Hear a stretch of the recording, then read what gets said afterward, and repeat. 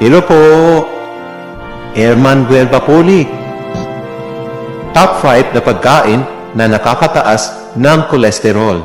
Top 5 fried foods, halimbawa, french fries, fried chicken, chicharon, mataas sa trans fats at saturated fats na nagpapataas ng LDL o bad cholesterol.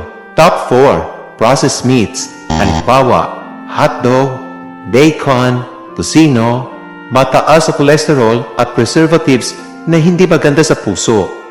Top 3 fast food meals like burger, pizza, fries combo, bukod sa unhealthy fat, maraming sodium at refined carbs na kasama.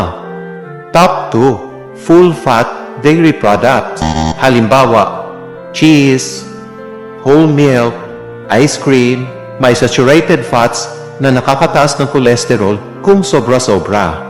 Top 1 organ meat, halimbawa, atay, balon-balunan, pato, super taas ng cholesterol content kahit maliit lang servings. Paalala, kahit masarap, pag sobra-sobra, pwedeng magdulot ng bara sa ugat at problema sa puso. Ingat po palagi. God bless po.